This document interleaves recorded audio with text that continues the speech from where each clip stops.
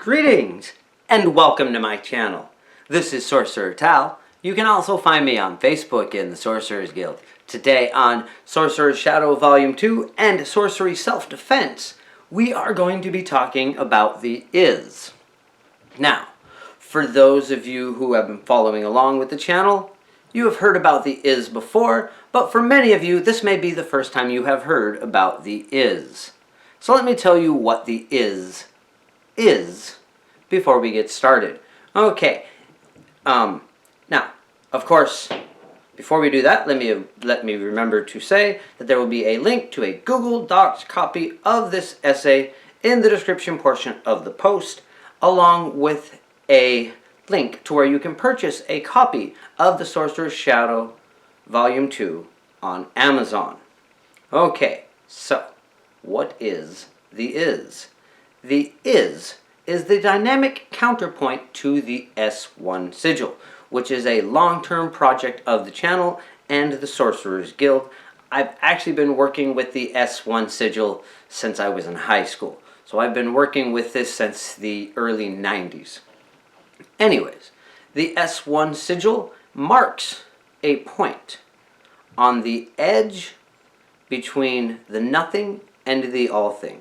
A point of unlimited potential, wherein we can create our own afterlife and design our own dream platforms. And within our lifetimes, this is a way to cross over and come back. Now, the S1 is a reference point. Every time we draw the S1 sigil, we are referencing this particular point in a perfect space between the nothing and the all thing. The is the dynamic counterpoint to that. In a way, it is a frequency, it is a sound or a verb that emanates from the S1 sigil. And to tap into this dynamic action frequency, we simply need to make the sound ourselves, which is or is.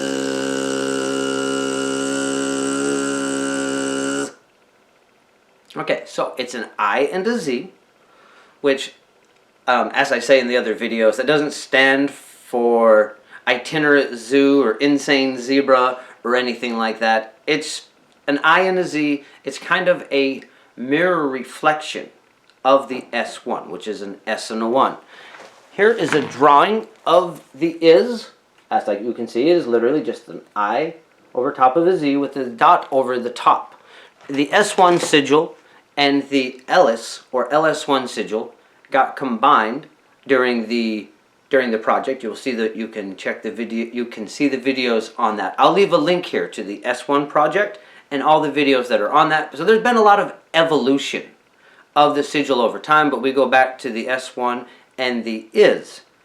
And that is the beginning, and the is, well, it's not the end, but it is the present. It is where we are now. Yeah? Okay, so what is the is for? Well, that depends on what the visualization of the word is. Okay, what do I mean by that? The is a frequency that is in that spot between the nothing and the all thing. We are still accessing that unlimited potential. And so, the is a sound that we can use to manifest reality. Of course, we're not going to be able to go is and manifest an insane zebra and just summon one up before us.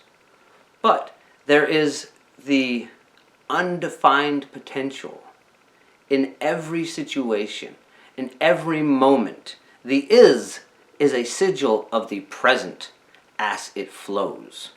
And so we use the is to tap into that and reach into that flow to see what is available to us. And I talked about that in the first video, how we can use the is as a mantra, going is,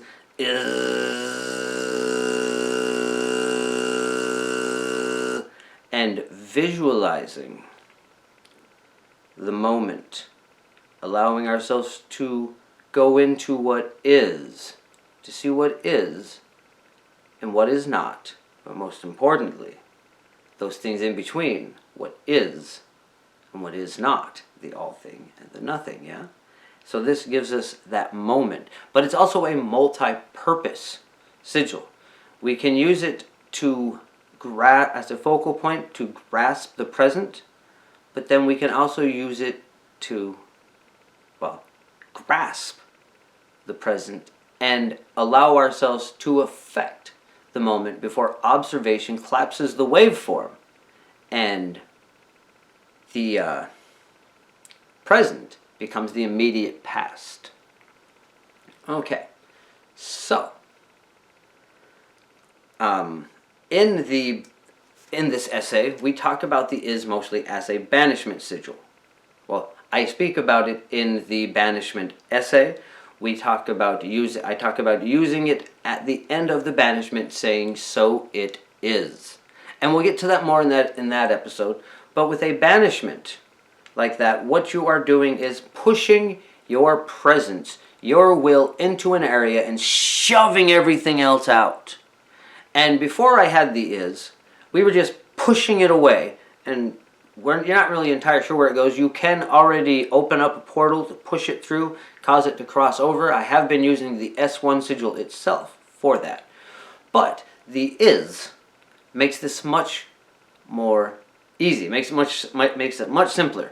At the very end of the banishing demonstration that I'll be doing on this playlist, I say "so it is."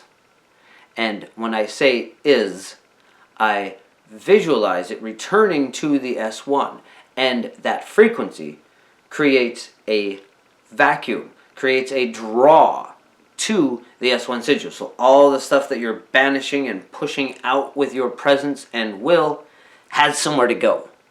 And it would be siphoned off to the S1 sigil, where, again, no matter what it is, it can't cause harm there. And, well, there's horde members and all kinds of different beings there at all times. So if it's something that needs to be dealt with, there's someone there that can deal with it. So, say, "so it is" at the end of the banishment instead of "so mote it be," and that creates this vacuum that pulls all that energy off and away, and it will make your banishings much more effective. Now, that in and of itself explains a little bit about why we're including sorcery self-defense, but it can be much more potent than that. That "so it is" opening up a portal, but it can also be thrusting one out. Like I said, the is a frequency, and it is a frequency that can be used to manifest and alter reality, but also to create a frequency that will pull things towards the S1. So the is in and of itself can be used to banish a being all on its own. Just is at whatever it is that is bothering you, or like if you're being if you're being haunted by a ghost, and it is actually coming up and giving you trouble, like, ghosts that will move things around the room, flicker lights. Some people have ghosts push them. I've seen it where they actually leave scratches on people. This sort of thing, the is alone will keep them at bay. You just is, and if you can get them, if you can actually hit them with that is, it will pull them to the S1 sigil. So you simply have to is while focusing on creating that draw to the S1 sigil. And if you get good with these visualizations, you can actually aim the is through your intent and will and push that sound out and towards whatever it is you are attempting to banish. I've been working on some theories with using it on a much more material way, which is more the sorcery self-defense well, that's what I'm intending to do with the Sorcerer's Health Defense channel. We've worked a lot with astral shields, curse work, and that stuff on the channel. But we are slowly working our way towards actual martial skills. Now, the is has a use in that when we say the is, we are manifesting. We are pushing out energy. And so, I will be experimenting with this a bit more, but theoretically, one could use the is as a war call, or kia, or I actually don't know exactly how the word is pronounced. I don't use karate, but the is, like that. But the idea would be that you were, as you hit as your fist or whatever technique you use is hitting the person, is striking the person that you were hitting, you would then say the is as you were pushing through, and imagine destructive energy and a spinning vortex pushing through all the energy in that area and banishing it, pushing it out and banishing it back to the S1 sigil. And this theoretically would essentially leave holes in the person's energy field and deplete them of energy and the will to fight much quicker. May even also make it a bit more painful. Some of the things that I have done with the is in this manner is to use the is as a mantra to strengthen, myself. I've used a few experiments where there's a big pole here where that's up in between two trees, and I grab the pole and I can throw myself up on top of the pole. Now, I tried it without saying the is, and I can do it still, but when I say the is, it makes everything flow better. So I go is as I pull up on the bar and pull myself up. I don't know if it's just creating a focal point for my energy, keeping me more focused, but it definitely allowed me to do it much more smoothly and gracefully. So we will be experimenting with that some more. I'm not going to actually advocate it as that sort of thing in a martial setting until I have had more practice with it. On the astral, I have been able to spar with some of the Horde members and different people like that in an arena setting, and you can, on the astral, use the is as a force projecting outwards. So if you are in a dream fight or something like that, the is can be used as a projectile, creating a frequency that you can aim at your enemy, but you can also use it to create weapons or anything else that you need by, in your dream, going is and opening up that access to the S1 sigil and pulling what you need from the undefined. That is between what is and what is not.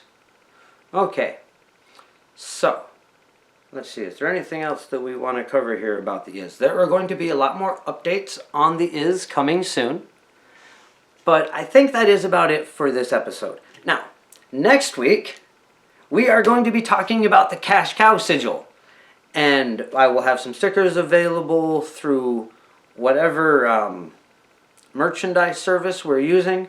I'll try to get them as low as I can, but those will be available next week, and we'll be talking about the Cash Cow Sigil. We'll have some updates, and we'll be discussing some of the group projects that we can be doing with the Cash Cow Sigil, and how that can be useful not only to create that money and abundance for ourselves, but stability in our world at large by spreading the sigil. Anyways, that's going to be next week. That's it for this episode. Thank you once again for joining me. If you haven't subscribed to the channel, please take the opportunity to do so now. Until next time, bright blessings and an interesting fate. This has been Sorcerer Tal.